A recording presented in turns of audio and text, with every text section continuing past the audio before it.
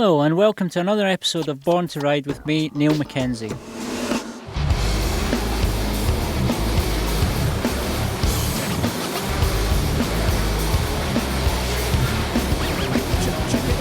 This week we're taking a dip into arena cross. We've come to an event hosted by the Vale Motocross Club, where one of the riders is Steve Norris. My name's Steven Norris. I'm a 17-year-old and I do motocross, supercross, arena cross. This weekend sees what is usually an equestrian centre converted into something where there will be a little more noise.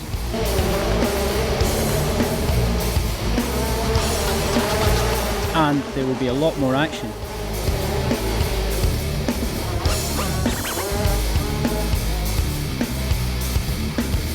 Stephen, a rider we will be following, is 17 from Tyldesley in Manchester. Stephen's a good rider, but he's also a good ambassador for the sport. A lot of children look up at him and they want to be him. This is the free kit for the auto winners, for the A group and the B group.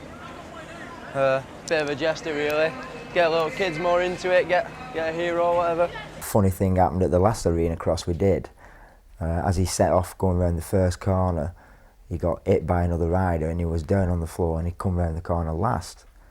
And he actually got to the lead and won it. And a funny thing, when we come off the track, about 4 little kids come up and said, did you set off last deliberately for giving him a chance? And it was just so funny. I think he's going to progress to be a pro, especially if he gets a bit more sponsorship, because at the moment he's just on a bog standard bike. And if he'd got more promotion, with a bigger truck and everything else. Some training. Yeah. You know, good training. But sky's the limit for him. If he's got right people at back of him, then the sky will be the limit for him. He'll be number one, definitely. Yeah. He's gone through the ranks and he's always been a good rider. He's committed to the sport. He's a really good lad as well. On and off the track, he handles himself well. The kids admire him, even the younger kids now. Now he's getting older. You'll see all the younger kids cheering him on and what have you. So yeah, he's a really good prospect for the sport. He's a good rider, nice tidy rider. You know, he gets the job done. He's nice and aggressive and seems pretty committed to, you know, to the motocross. He's a good rider. Stephen is on his way back from injury after a bad accident that has kept him out of racing for just over a year. It was at a supercross event in Ireland and it was just one of those racing accidents, but unfortunately he came off the side of the circuit and you're in an arena, so it's concrete. And when you land and a 125 lands on your arm, it hurts. So it snapped his arm pretty bad. Someone just wiped me out and then I got up and my arm was all bent and twisted and it affected me by just staying off a bike. If you do it for as long as I did it or anybody, it gets to you. It's just like football. If he hurts himself, it gets to you, especially when you're watching it on TV. It really does do your head in. Tomorrow he takes part in a 2-day event, which is part of a competition consisting of 3 events. The event this weekend is arena cross, indoor arena cross. It's opposite to motocross, which is an outdoor sport. This is indoors on a shorter, tighter track. So it's faster, it's more technical, but you don't get as much thrill as the outdoors. So it's completely different from motocross, but it's still as exciting. Indoor arena cross is not like outdoor motocross. Indoor arena cross, you can only fit so many bikes around a small area at any one time. So basically what you have to do is to qualify through different heats to try and get into an A final or a B final, because you're only allowed to have 12 bikes on the line, whereas outdoor you can have 40 on the line, obviously because the tracks are bigger and you can get 40 bikes around.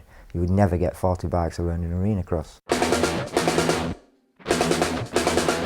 It's Friday night and there's still a lot of work to be done to make a very tame equestrian track into a challenging and entertaining arena cross track. Well, we started this morning, we came into this empty arena this morning, which is basically an equestrian arena where it runs horse jumping and what have you normally. So the first thing we have to do is clear the surface off the top of the arena, pile it up in the corners. We then bring in, on the average of, at the moment we're bringing in 600 tonne of clay to form the jumps, form the track. So then we have machinery in, we start around 6 o'clock in the morning. We form all the jumps with heavy machinery. It gets very smoky in here at times. Hopefully we get the track all built from around about 4 o'clock. After 4 o'clock then it's a case of getting all the bales in, bagging the bales up, forming the corners, forming the basic layout of the track. After that then it's just minor modifications as the day goes on. Back at home, Steven is preparing his kit for tomorrow. This is the helmet. It's just a standard helmet really, no spray jobs, nothing special, just protection for head. I remember once when I didn't wear my kneecaps and I split my knee open, so I always wear them now. It's good to wear body armour, but it can stop a bit of movement sometimes, so I wear this body armour. It's got a lot of movement but get a bit of protection. It's just a bit thicker material than normal pants, got a nice lining in so they're comfortable. The shirt, it's just like a normal shirt really, just got a bit of fancy on it, that's all. Socks to go under my boots, just come up to my knees so my boots don't rub. A different colour pair of pants, another shirt. Gloves, just normal gloves really, just a bit of grip on the palms for just in case it gets wet, but it won't be getting wet. Goggles, they do have clips on for tear-offs, which a tear-off is just like a screen what goes across and rip it off and give you clear vision. You can put this in truck and we'll go to the shop. Steven and his dad are off to the shop that one of his sponsors owns, Andy White, and also where the bikes are kept and maintained.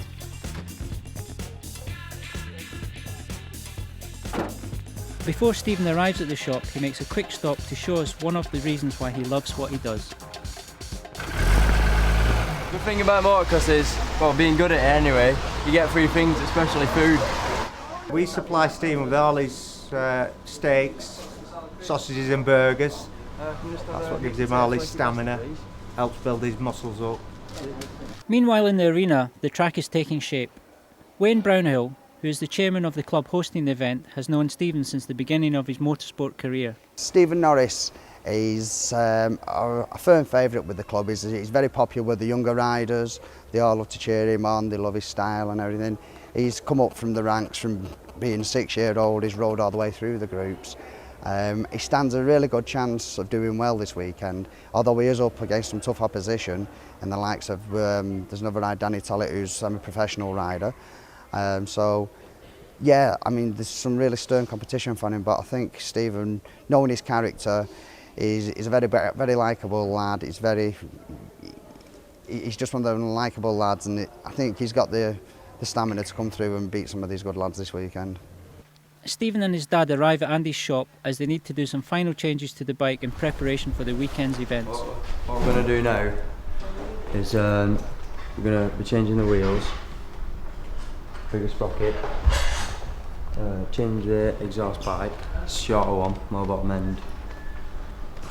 Just check all around the bike, make sure it's okay for tomorrow really. I was originally approached by his father Ken for some assistance, and we got involved with him his first year when he was on 60s, when he finished second in the championship, and then we've sponsored him every year since then, helped him with his motors, suspension, and generally assist him in any way we can.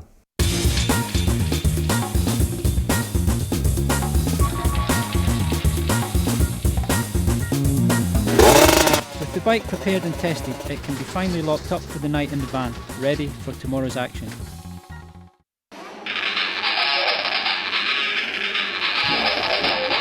This weekend's event will see the riders racing to get a place in either the A finals or the B finals that are held on Sunday. Now, if you've never seen an arena cross track before, then don't despair, because Steven is on hand to explain what goes where and why.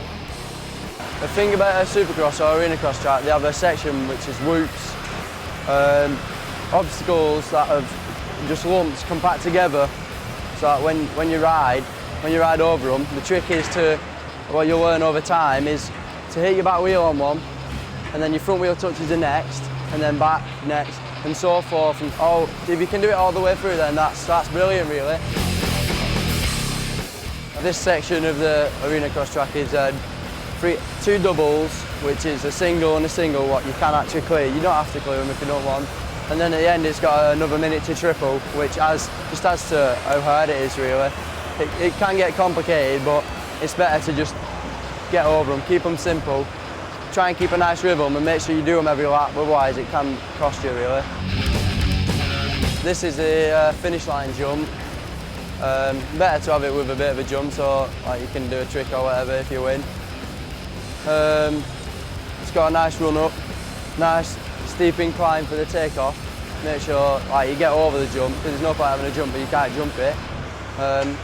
They've put a lot of effort here like, in making the track. Considering the time that they have to do it, they've done a hell of a lot.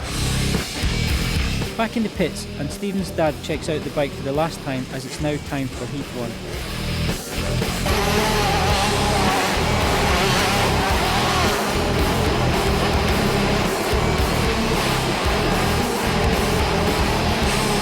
Even through the smog-filled arena, Steven has a fantastic race in Heat 1 and 2 and finishes first in both races.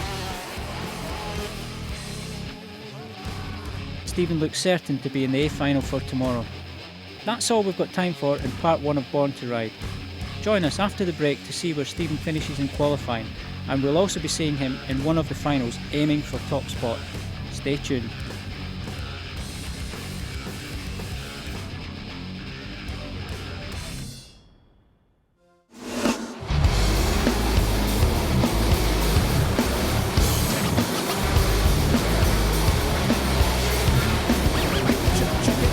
Welcome back to Born to Ride with me, Neil Mackenzie. This week we're checking out Arena Cross. Yesterday we saw Steven finishing first in both Heat 1 and 2 of qualifying, but how did he do in Heats 3 and 4? Last two races yesterday I got 2 seconds, one of them which I had a bit of a bad start, but first corner I pulled through, which was, I just stayed in second. I didn't need to get anywhere, I wanted to qualify and that was the main thing. It's better than falling off. I didn't fall off all yesterday, so it was all right. In the last race, I got second again. I got second off the start, but I weren't too interested in winning. I was just more interested in getting qualified and trying today. With a position in the A final secured, Steven didn't spend all night in the beer tent. Oh no, he did something far more constructive. After the racing finished last night, I went into the arena and for about 2 or 3 hours I was digging all the arena up, helping the diggers were to cut into the ground to make the jumps a bit better, not only for the cameras but for the riders as well, because there was a lot of people complaining about because the guy in the digger can't see the angle on the jump but I can, and I was just helping him out. He did a good job anyway from the start, so it's a good job. In the pit, Steven's dad checks the bike and tells us how he thinks his son will do. It's not going to be easy today. I think there's probably 4 riders stand a chance of winning, because they're all about the same pace, because the lap times yesterday, they're all going around about 29, doing lap times of 29 seconds and 30 seconds. It looks a good track when you look at it, but actually in time, it's only half a minute. In the last race of the day, riders compete for the hole shot. This is the first rider to the first corner. The person to get the hole shot will win around £50 to £100 depending on the hosts. Basically what I want to do before the first race is check the bike over. Usually on the indoor circuits it's very dry, so the bike doesn't hardly need anything apart from check the nuts and bolts. The problem with this circuit is the bike gets wet through going from here to the actual indoors. So I'm just checking everything, make sure nothing's coming loose. It's only cosmetically cleaning it, it's nothing dramatic. Check the fuel. I did all the jetting yesterday, so I know the jetting's okay, because we'd altered things yesterday to get it hopefully right for today. At the moment it seems like there's less smoke in the arena, but it's because we've not had any races yet, so the atmospheric pressure will alter again, so the jetting will become right. It looks a bit rich in there now, but later on it will actually filter itself out, hopefully, and get some good starts. The last few alterations to the bike, Steven is ready for his first race.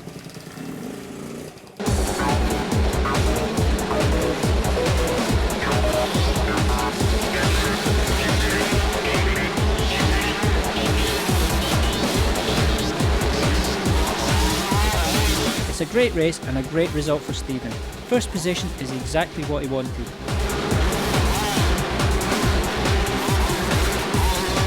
The crowd fall off because he touched my back wheel. He touched my back wheel on second, on first jump, yeah. 3/4 of the race to pass him. Did it? He was just all over the place. And After the first corner, it's actually that actual first corner, everybody's the tight one before the yeah.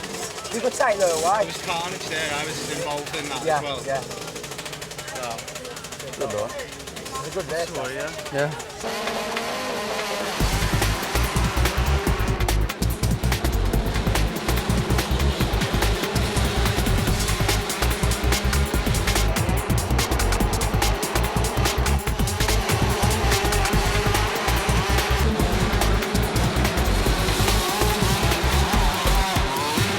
Race 2 sees Steven overtake his former idol Danny Tolley to leave him in a cloud of smoke and take the top spot once again.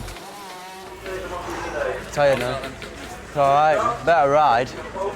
Well, I rode a lot better, a bit stronger. I mean, Danny Tolley is a lot more. He got a bit more up there, especially at this game, because he's a bit older and that, got a bit more brains really about riding around there. But if you just stay tight and stay flowing and I never like rushed then. It was always like, make sure you're smooth, make sure you're consistently taking good laps. And then like, I just kind of like just controlled it because I could see what moves he was trying to do. Because he's got such a low back, I can hear when he's accelerating in the corner. I can judge how his speed is and that, you know, his corner speed. So it's all right. It was a better ride than last time.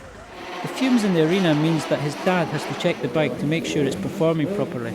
And at the moment, looking at that, it's running just about perfect. It's nice, sandy brown in the middle. If it was running too lean, the top would be very light. So basically that's perfect, so I don't really need to alter the carburetor at all. Whilst work on the bike continues, Steven relaxes in the canteen and gives us his thoughts. If I get good starts and just keep my head on really, just keep riding smooth, that'll do. As long as I think I ride good, it doesn't really matter what anyone else thinks really.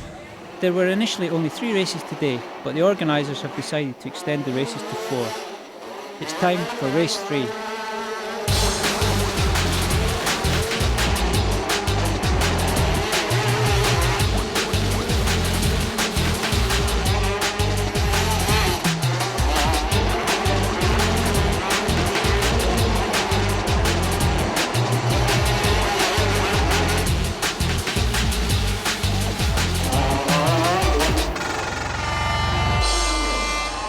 Another fantastic race that Steven wins again, but he's not happy. They try and sabotage my bike, put petrol down my exhaust. They're making tactics up so they can beat me, and they still don't beat me. Earlier in the morning, someone had poured petrol down the exhaust on Steven's bike. He also found out that the same person had planned with another rider to knock Steven off of his bike to allow them to win the race. Steven didn't want us to mention who it was, and it gave him even more determination to win and show them that no matter what other people try, he will come out on top, fairly. They can try what they want, they ain't gonna beat me. There's some tactics going on in the other riders trying to stop us from winning. Basically on the start, there's a lot going to try and wipe us out, that's why they try and go on the inside of us all the time. Apart from that, everything seems to be going to plan. We need to all shot the next race and we get £50 for the all shot. So if we get the all shot, I don't think anyone will catch us. He's confident that he can win. The pressure was getting to Steven. He knew he had to keep his cool for the last race, and as long as he finishes in the top 5, he's guaranteed the overall win. The guy who's in second in the points at the moment, if he gets first and I get 5th, I still win. So I've just got to try and ride a smooth race and just be consistent and just keep at it, you know, and just try my best because that's all I can do. It's time for the final race.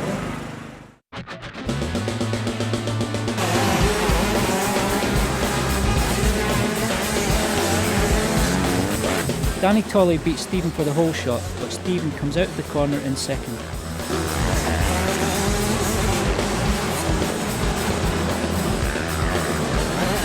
Steven lets the third place rider past him.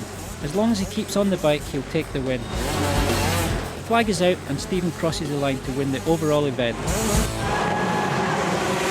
Come on! Yeah! Woo! With the racing over, it's time to hear a few words from the champ. Turned out okay in the end. Better than what I thought. I thought I'd be top 3, not winning.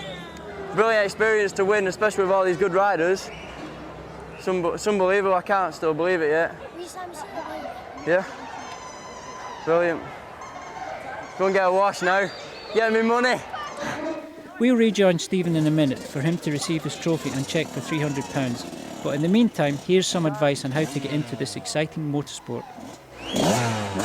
Come to a local meeting, speak to the clubs, you know, get yourself kitted up, get a half decent bike that you're not going to lose too much money on if you decide that it's not for you.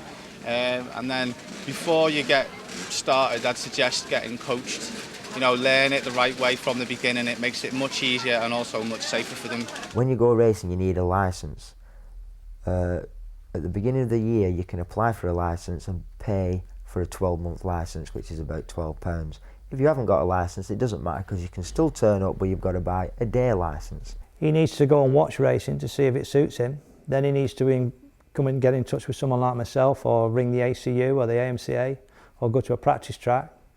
Then he needs to buy himself a bike, go and spend about 12 months just practicing, and then just get in there. The best thing to do is to go to a motocross meeting, have a look, see what it's all about, get friendly with someone, because that's the best thing you can do.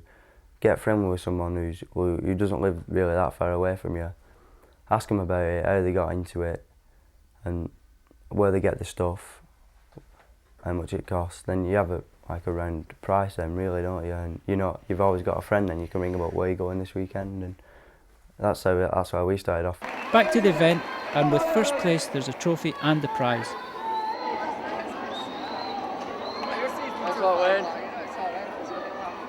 He also received his cheque for £250. That's all from Born to Ride this week. Well done to Steven for beating the opposition. It just goes to show there's no place for dirty tactics and unfair sportsmanship. It's always the good ones that come out on top.